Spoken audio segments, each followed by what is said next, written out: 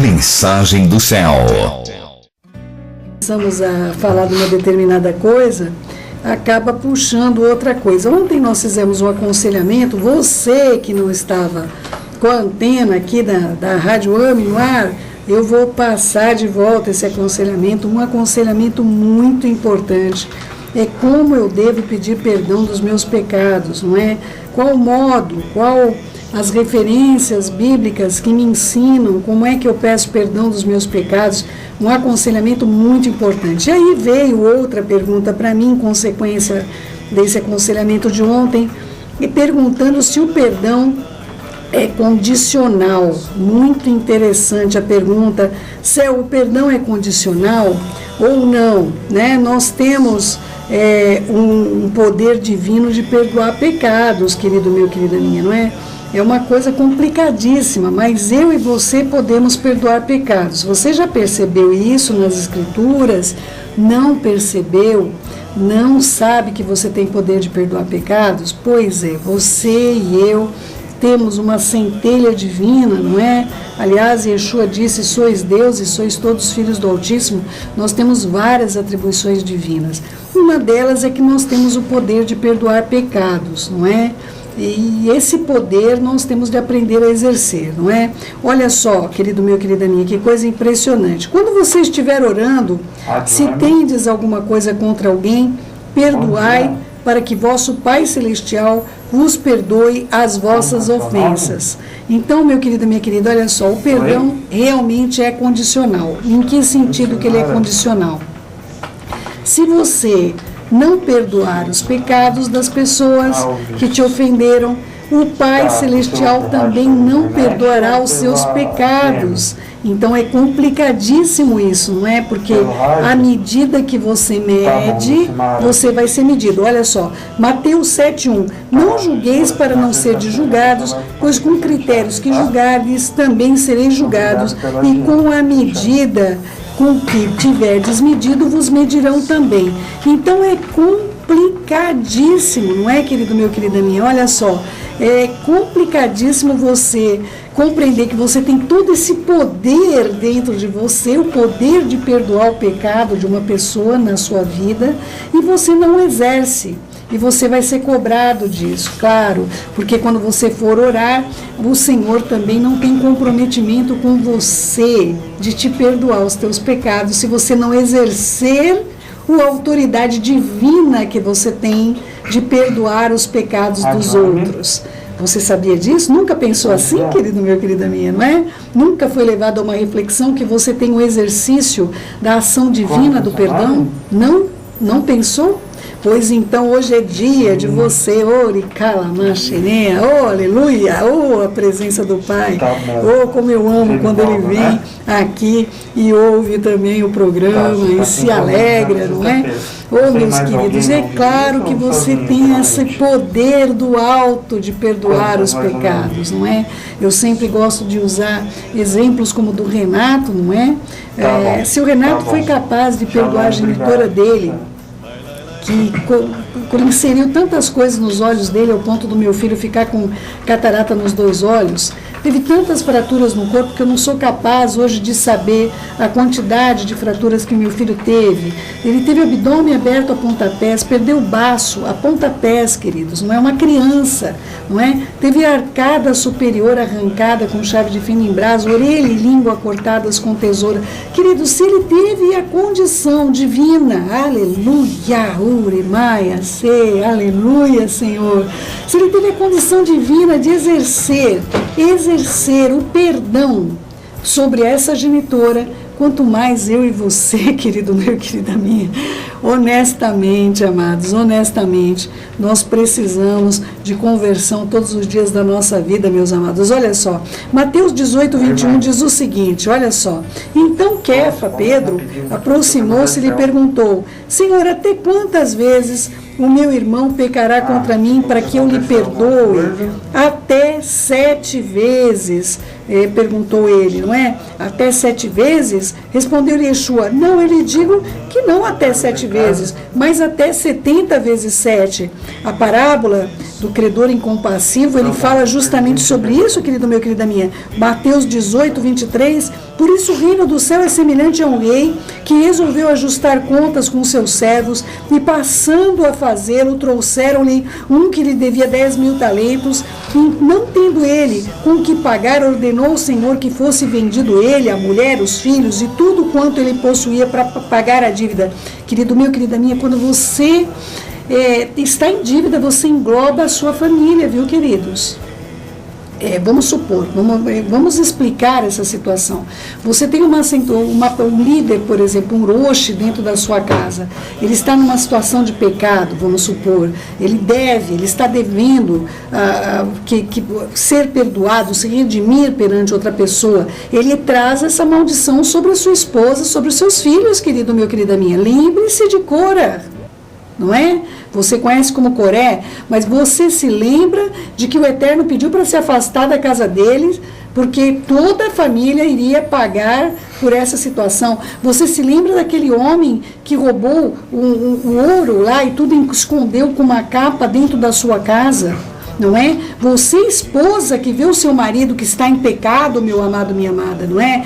Ouçam o que eu estou dizendo. Você, marido, que vê a sua esposa em pecado, você que tem as situações dos seus filhos, as condições que você está vendo o pecado, é o seu dever se levantar contra o pecado, meu querido e minha querida. O Eterno não terá por inocente uma pessoa que vê o outro que está se afundando, indo para a morte, e onde nós não fazemos absolutamente nada por eles. Vocês compreendem isso, queridos? Por isso, na parábola, eu estou te chamando a atenção para a compreensão bíblica, porque eu acredito que muita gente passa batido por essa parte do texto, não é, meus amados? Olha só, vou ler novamente. E passando a fazê-lo, trouxeram-lhe um que devia 10.000 talentos, versículo 23 de Mateus 18, não é? Não tendo ele, porém, com que pagar, ordenou o Senhor que fosse vendido ele, a mulher e os filhos, e tudo quanto tinham, para que essa dívida fosse paga. O seu pecado dentro da sua casa vai trazer maldição sobre todos aqueles que estão embaixo do teu teto, meus queridos. Você sabia disso? Não sabia disso? Ah, você não sabia porque que a tua família está com tantos problemas? Como é que está a sua vida hoje? Não é?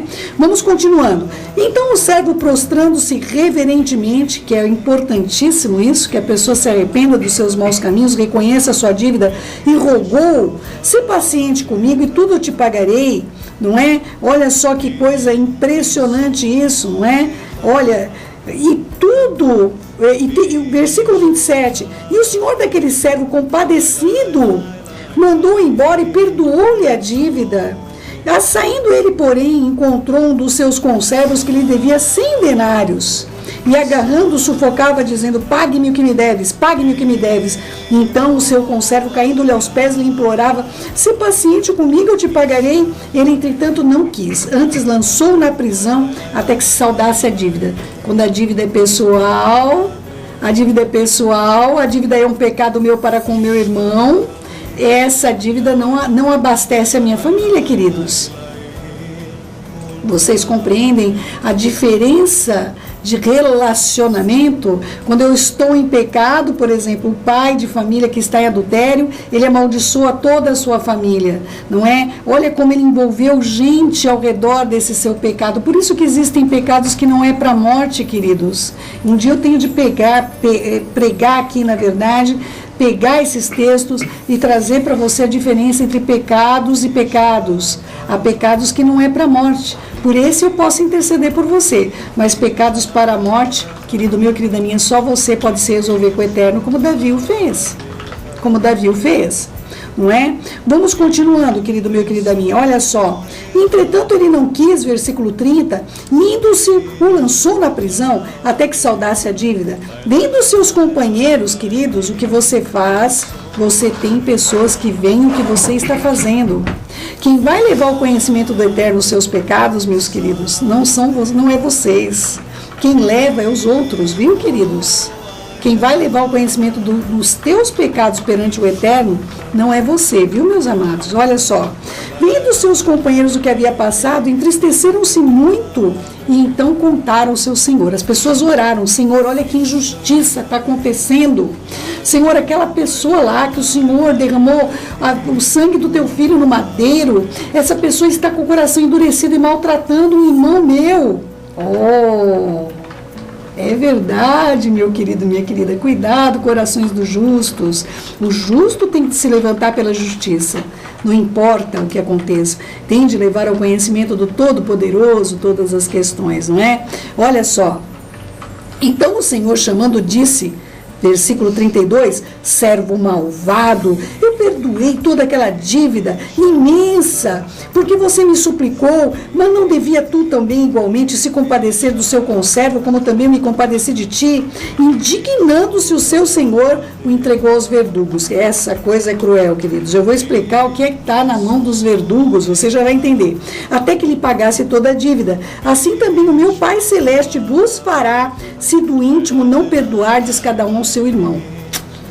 Queridos, essa é a conversa de Yeshua conosco. Para mim é uma das conversas mais significativas. Aliás, eu aprendi o perdão de uma maneira bastante significativa mesmo e profunda na minha vida. Eu tenho consciência dos meus pecados, tenho consciência quando eu peco contra alguém, eu tenho de me retratar com essas pessoas, eu tenho consciência quando há alguma situação inconveniente e eu preciso, muitas vezes até publicamente, não é? Estar ali colocando, queridos, olha, eu falhei nesse sentido, eu pequei, eu me precipitei em determinada situação e nós devemos sempre corrigir os nossos erros e ter coragem de fazer isso. Por quê, queridos? Não somente pelo meu amor pela sua vida, mas sobre todas as coisas, a minha relação com meu Pai, não é? Eu dependo dessa relação com meu Pai, seu Pai, meu Deus e seu Deus. Então, queridos, o perdão é condicional quando você não perdoa alguém. Se você não perdoar do íntimo as pessoas, você fica ruminando, aquilo nunca acaba, nunca tem fim. Um espírito amargurado contamina muitas outras vidas, não é, querido meu, querida minha? Então eu peço a você, realmente, que deseja o perdão do Pai, que aprendeu o que é confessar os pecados, aprendeu o que é ter um posicionamento correto e íntegro diante do nosso Pai que está no céu. Então, meu querido e minha querida, eu desejo de todo o coração que você também possa aprender o mistério do perdão condicional, não é? Porque, afinal de contas, como você julgar as pessoas, você vai ser julgado pelo Pai. Se nós aprendêssemos esse mistério, queridos, como seria maravilhoso, como nós viveríamos bem na terra dos viventes, não é? Eu conheço pessoas que eu amo com todo o meu coração, mas carregam consigo mesmas coisas que impedem elas de viver, de seguir, de produzir bons frutos, simplesmente porque elas querem guardar coisas que não servem para nada, mágoas que não vão trazer nenhum tipo de edificação, esposas que pegam uma palavra que o marido disse e destroem tudo que ele falou de coisas positivas por uma palavra, no momento de ira, no momento de dissabor, vai guardando aquela semente maligna, se retroalimentando do veneno, destruindo uma relação de anos. Maridos que fazem isso com as esposas, filhos que fazem isso com os pais, pais fazem isso com os filhos, irmãos fazem isso com irmãos. Meus queridos, não é assim que nós aprendemos do nosso Pai. Não é assim que nós aprendemos dele. E eu espero que você saiba que o perdão é sim condicional, quando você não perdoa os pecados dos outros. Exerça o seu poder divino. Pratique o perdão.